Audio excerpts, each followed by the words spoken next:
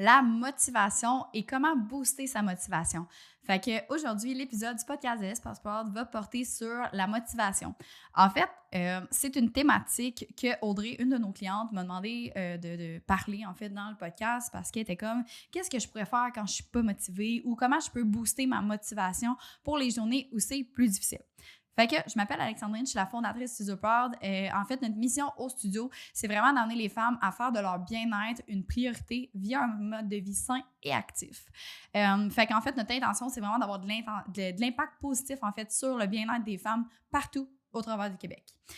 Aujourd'hui, on va parler de motivation. Fait que qu'est-ce que c'est la motivation? Fait que mettons, je vous sors des petites définitions. C'est ce qui motive un acte ou un comportement ou ce qui pousse à agir. Fait qu'en fait, la motivation va être le moteur qui va enclencher en fait l'action.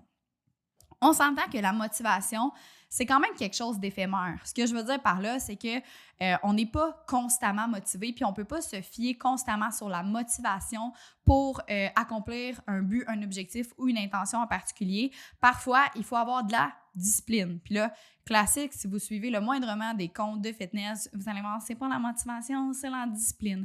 Mais effectivement, que la motivation, c'est vraiment quelque chose de passager, tandis que la discipline, en fait, si je vous sors une jolie définition, c'est la règle de conduite que l'on s'impose ou quelque chose auquel on obéit à une certaine règle. Fait que mettons qu'on dit qu'on va aller s'entraîner, ben on respecte la règle puis on va s'entraîner. Fait que la discipline, c'est vraiment d'une règle de conduite qu'on va s'imposer qu'on va suivre automatiquement. Comment maintenant booster sa motivation? Si on regarde vraiment juste le volet motivation, bien, il y a plusieurs façons que dans un moment précis donné, là, mettons qu'on parle de la discipline plus tard, puis qu'on parle que de la motivation, bien, il y a certaines choses qui vont vous aider à être plus motivé. Par exemple, vous rappeler c'est le pourquoi vous faites ce que vous faites, fait que votre why par rapport à votre objectif, ça peut être, des fois, il y en a, moi, je suis ce genre de personne-là qui a d'écouter, mettons, des speeches de motivation sur YouTube ou sur, mettons, Spotify, ça va m'aider à être plus motivée dans l'instant présent. Mais ce qui va driver vraiment mon action, ça va être la discipline, le fait que j'ai dit que j'allais aller m'entraîner aujourd'hui, puis je vais y aller, mais pour booster ma motivation, fait que mon envie d'y aller un peu, je vais écouter un speech de motivation. Fait que vraiment important à ce moment-là. Sinon, il y en a certaines qui, mettons, mettre un beau outfit de gym, ça va les aider à se motiver. Puis c'est sûr que, d'avoir un plan précis, ça va nous aider. Fait que là, j'ai fait des recherches sur Internet de comment booster sa motivation. Puis j'ai trouvé des trucs quand même assez importants sur lesquels je voulais qu'on discute, qu'on connecte aujourd'hui. Dans un premier temps, je pense que pour être motivé, il faut qu'on ait un objectif clair, net et précis. On a fait un podcast dans la saison 1, de mémoire, c'est le 34, mais je ne veux pas être sûre, qui parle des objectifs SMART. C'est sûr que, si vos objectifs ne sont pas clairs, si vous ne savez pas pourquoi vous faites ce que vous faites, c'est sûr que vous ne serez pas motivé. Fait qu'honnêtement, c'est vraiment important de savoir qu'est-ce que vous voulez accomplir, en combien de temps, ça va être quoi la mesure concrète, qu'est-ce qui fait que vous allez faire ce que vous allez faire, fait que c'est quoi votre motivation principale, qu'est-ce que ça va vous apporter, comment ça va vous faire sentir, puis quitte à aller chercher l'œil d'un expert ou d'un professionnel vraiment pour vous aider, pour vous accompagner. Parce que c'est sûr que le fait d'avoir quelqu'un qui nous garde redevable, fait que mettons un coach par exemple ou peu importe, ça peut être un ami qui va vous garder redevable, ça va être une grande source de motivation. Je donne un exemple. Moi, ça va faire 10 ans que je suis dans le domaine de l'entraînement peut-être. Ça fait des années que je m'entraîne, mais ça m'arrive de manquer de motivation parce qu'on est des humains comme tout le monde. Puis moi, j'ai un coach, puis je sais que dans l'application qu'on utilise, si je ne fais pas mon entraînement, il va le voir. Dans le sens qu'il va voir que je ne me suis pas connectée, que je n'ai pas rentré mes répétitions, que je n'ai pas mis mes charges, que je n'ai pas mis de commentaires. Il va savoir que je ne le fais pas.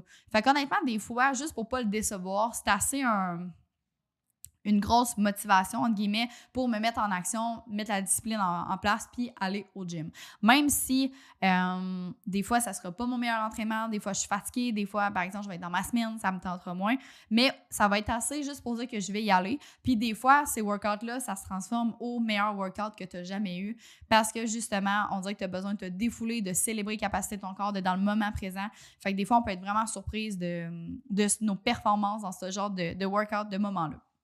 Fait au niveau de la motivation, on a parlé des trucs dans le moment présent, fait que ce soit les speeches de motivation, le cute outfit de gym, planifier aussi, avoir le temps de le faire, fait que planifier la session dans votre horaire, ça peut être vraiment une bonne idée.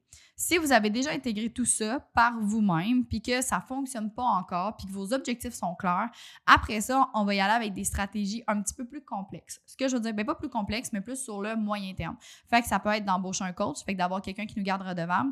Ça peut être aussi de réserver des cours, par exemple. Fait que, tu sais, moi, je sais que ça, c'est quelque chose qui me motive vraiment beaucoup. Quand j'ai une plage horaire fixe, j'ai un cours, j'ai quelqu'un qui m'attend. Tu sais, comme, mettons, les cours semi-privés qu'on offre au studio, ça peut être un cours de boxe, ça peut être un cours de Zumba, ça peut être n'importe quoi, un sport que vous faites qui vous fait du bien. Mais tu sais, le fait d'avoir un horaire, d'avoir un cours, c'est dans votre horaire. Vous savez qu'il y a une conséquence si vous n'y allez pas. Ou juste qu'il y a quelqu'un qui vous attend puis qui va être déçu de ne pas vous voir, que ce soit un ami, que ce soit un professionnel de la santé, un coach, peu importe. Ça aussi, ça peut être un gros facteur qui va entraîner votre... À ce moment-là, ça va être plus de la discipline que de la motivation, mais ça peut aider au niveau de votre motivation, fait que le fait d'être constant. Pour le volet motivation, en fait, de visualiser vos objectifs, c'est quelque chose qui va être vraiment, pas nécessairement important, mais que sur certaines personnes, ça va très bien fonctionner. Fait que, par exemple, ils vont se fermer les yeux ou ils vont faire un ouvert. Ça, c'est vraiment up to you. Puis, ils vont se visualiser en train de réussir leur objectif, en train de comment ça les fait sentir. Puis, leur vision va être vraiment claire. Fait que le fait de ne pas accomplir les actions qui vont les amener à cet objectif-là, c'est quelque chose qui est complètement impensable. Sinon, d'être réaliste. Souvent, je rencontre des femmes qui n'atteignent pas leurs objectifs puis qui me disent « Oh, Alex, je suis vraiment démotivée. J'ai l'impression que j'y arriverai jamais. » Mais par exemple, les objectifs qui se sont fixés, fait que mettons leur point A, leur point B est tellement loin puis tellement... loin de ce qu'ils veulent acquérir, que c'est vraiment difficile d'avoir des petites victoires au quotidien. Fait que je donne un exemple, mettons quelqu'un qui a des objectifs, mettons de s'entraîner 5 fois semaine, mais qui ne s'entraîne pas actuellement, qui est maman de 3 enfants, qui travaille temps plein, qui a la maison, qui a qui est aidante naturelle, peu importe c'est quoi sa condition, son contexte de vie, mais peut-être que s'entraîner de 0 à 5 fois semaine dans la première semaine, c'est juste pas réaliste pour toi. Puis c'est correct. Puis ultimement, tu vas arriver à ton 4-5 fois semaine, mais donne-toi du temps pour t'adapter. Le corps humain puis l'humain en soi, on est très bon dans les processus d'adaptation, dans la répétition, dans la routine. Fait que moi, personnellement, je conseille de commencer à rentrer 2 séances par semaine dans ton horaire. Que ce soit des cours semi-privés, que ce soit des entraînements que tu fais à la maison sur des vidéos de YouTube, whatever, qu'est-ce que tu as envie de faire. Mais commence par peut-être réduire un peu les attentes que tu as envers toi-même, d'acquérir ton 2 fois semaine pendant, mettons, 4 semaines. Là, tu es super fier de toi, tu as gagné confiance en toi, hop, on rajoute un 3 fois semaine. Ainsi de suite jusqu'aux 5 fois semaine. Puis ça se peut que ça prenne 3 mois, comme ça se peut que ça prenne 2 semaines, comme ça se peut que ça prenne 1 an. Mais ultimement, ce que tu veux, c'est que dans 5 à 10 ans, bien, la fréquence que tu t'es mis est réalisable pour toi. Fait que ça se peut que 5 fois semaine, ça soit jamais réalisable pour toi, mais qu'un 4 fois, ça rentre très bien, tu te sens bien, tu récupères bien, puis ça t'amène que du positif. Ça peut être une belle option aussi. Fait que vraiment d'être réaliste dans ces objectifs, parce que des objectifs qui sont pas réalisables pour nous, c'est sûr que c'est démotivant quand on n'atteint jamais nos objectifs, puis on fait jamais ce qu'on dit qu'on va faire, ça affecte notre confiance en nous. Par la suite, c'est vraiment d'avoir un plan de match clair. La clarté, honnêtement, de savoir qu'est-ce que vous allez faire, ça va vraiment vous aider à être motivé. Ça peut être, par exemple, là, je prends beaucoup des exemples de gym, mais ça peut être au niveau de l'alimentation aussi. Par exemple, mettons que tu as pris le temps, mettons une semaine de planifier tes repas, quel genre de recette tu veux faire. Tu sais, au studio, on a un beau petit planner que, mettons, tu as déjeuner, dîner, souper avec des petites cases, puis tu remplis juste tes petites recettes, juste pour avoir une idée dans ta semaine de ce que tu vas manger. Tu peux faire une liste d'épicerie en conséquence, aller acheter ton épicerie, préparer tes marinades, couper tes légumes, ou tu peux carrément tout préparer à l'avance. Ça, c'est vraiment à ta guise à toi, ce que tu préfères faire de ton dimanche. Mais au moins, tu as un plan clair de qu'est-ce que tu vas manger dans la semaine. Fait que tu réduis tes chances, en fait, d'arrêter, mettons, au restaurant, d'aller chercher un fast-food, que si tu finis un jeudi soir, tu es brûlé de ta journée au travail. Là, tu t'en viens à la maison, tu sais pas quoi manger. Là, il faut que tu cuisines pendant 1 heure. Tes enfants, ils ont du soccer. Peu importe c'est quoi ton contexte de vie, tu n'as pas le temps, ça ne te tente pas. Tu vas être beaucoup plus enclin de faire une pizza congelée ou d'aller chercher de la restauration. Mais si tu as été super organisé, puis tu as pris le temps justement de planifier tes repas, puis tu sais que tu as un poulet qui marine, puis que tu vas juste avoir à le mettre dans le air fryer pendant une quinzaine de minutes, là, vraiment incroyable. Tu as déjà ta planification, tu sais que ça ne sera pas long, que ça sera pas long, que ça va être simple.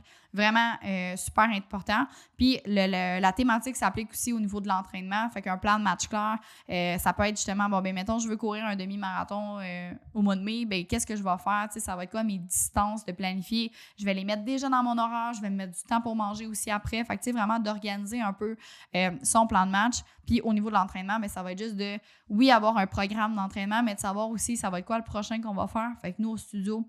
On fait des suivis de 6 à 12 mois de mémoire. Vraiment, fait que sur 6 mois, tu es organisé, tu sais où est-ce que tu t'en vas, tu as tes programmes d'entraînement, tout est organisé. Tu arrives au gym, tu sais qu'est-ce que tu fais, tu sais combien de temps tu vas être là, tu sais quel genre de matériel tu as besoin, comment t'habiller aussi selon est-ce que tes leggings vont être squat-proof ou pas, est-ce qu'on va voir au travers quand tu vas faire tes squats. Fait que tu sais comment t'habiller, tu arrives là, tu es préparé, tu es prête, tu sais où est-ce que tu t'en vas. C'est beaucoup plus facile à réaliser que si tu arrives au gym, tu sais pas trop qu'est-ce que tu fais, là, il y a plein de monde, tu es gêné, tu sais pas trop comment utiliser les machines, tu te l'as jamais fait montrer. L'exercice, je le fais-tu comme il faut, c'est sûr que c'est démotivant. C'est sûr que c'est démotivant. Fait que des fois, juste prendre le temps de vraiment te faire un plan de match clair. Récompense. Il y en a beaucoup qui fonctionnent aussi sous forme de récompense. Fait que ce soit un bet, fait qu'une gageure en français, qui est positif. Fait que ça peut être justement, bon, mais mettons que on se porte, OK, dans, mettons, 6 mois, je vais m'entraîner 4 fois semaine. Puis si je réussis à être constant pendant 4 fois semaine, ça peut être un bien matériel, ça peut être une activité, ça peut être quelque chose qui va être sous forme de récompense. Fait que ce soit une journée au spa, un voyage, un objet matériel, whatever ce que vous avez envie, quelque chose de quand même significatif pour vous qui va vous amener à être constante. Fait que, par exemple, moi puis Katou, on va au yoga. Justement au yoga pour nous aider dans la gestion de stress. Puis on s'est dit que quand on allait faire, de mémoire, c'est 5 ou 6 sessions en ligne, on allait s'acheter un nouveau tapis de yoga parce que ceux qu'on a sont comme tout en train de se défaire. Fait que nous autres, ça nous motive à y aller à chaque semaine. Puis à pas skipper, dans le fond, à pas sauter une semaine parce qu'on a envie d'avoir notre nouveau tapis. Mais ça, on l'a comme gagé ensemble. Fait qu'on se garde accountable comme ça. Fait que là, on a la personne qui nous garde accountable puis la récompense. À l'inverse, ça peut être une conséquence aussi. C'est sûr que, tu sais, c'est plus négatif. Fait que ça dépend qu'est-ce qui vous fait du bien. Moi, personnellement, le volet négatif, avec les clientes, je le fais un peu moins, mais avec moi, ça fonctionne très bien. Fait que, tu sais, mettons, puis, tu sais, quand c'est quelque chose de négatif, ça n'a pas besoin d'être quelque chose de très négatif, fait que c'est pas une punition, mais mettons, je donne un exemple, quand, mettons, je vais allouer un montant X à ma récompense, fait que si, mettons, je réussis mon objectif XY, ben je vais me récompenser ou peu importe, puis si, mettons, je le réussis pas, je vais donner, mettons, cet argent-là à un œuvre de charité auquel je crois. Fait que, tu sais, au moins, l'argent ne m'en vient pas directement, mais au moins, je fais une bonne action. Fait que, tu sais, ça peut être ça aussi. Autant votre volet positif, peut-être que vous, ça va être ça. Ça, c'est vraiment selon vos valeurs, vos perceptions, qu'est-ce que vous voulez. Ça peut être un paquet d'affaires ou juste que vous ne l'aurez pas. On dirait que je cherche des trucs négatifs, mais j'en ai pas tant que ça. Je sais que je suis des entrepreneurs sur leur podcast que, mettons, ils étaient comme, OK, si je réussis pas, je me teins les cheveux en bleu. Tu sais, vous pouvez le faire aussi également de votre côté. Vraiment juste de trouver une façon qui vous convient. Moi, personnellement, je suis plus quelqu'un qui aime ça aller vers le positif puis quelque chose que je vais accomplir, mais qui me tient vraiment à cœur. Fait qui est vraiment importante pour moi parce qu'en même temps, si la récompense n'est pas tant importante pour vous, ben ça ne sert pas à grand-chose. Fait que ceci étant dit, ensuite, il y a l'environnement. Fait que, tu sais, l'environnement, pour moi, c'est oui, ce qui nous entoure, fait que le lieu, mais c'est aussi le volet préparation. Je donne un exemple. Si vos plats sont pas prêts, votre entraînement n'est pas mis dans votre horaire, vos vêtements sont pas prêts, sont pas propres, vous n'êtes pas inscrit encore au cours semi-privé, mais c'est sûr que c'est plus dur d'être motivé. VS, le dimanche, vous sacrifiez, entre guillemets, un 4 heures de votre dimanche. Vous prenez un 4 heures dimanche pour vous, pour setter votre semaine, pour vous organiser puis vous sentir bien. Vos plats sont prêts, vos post-workouts sont prêts, vos shakers sont propres, tous vos outfits de gym sont prêts sur votre commode. Tout est prêt, vos entraînements sont planifiés dans votre horaire, vous savez déjà qu'est-ce que vous allez faire, bien, c'est sûr que vous mettez toutes les conditions en votre faveur pour être motivé cette journée-là.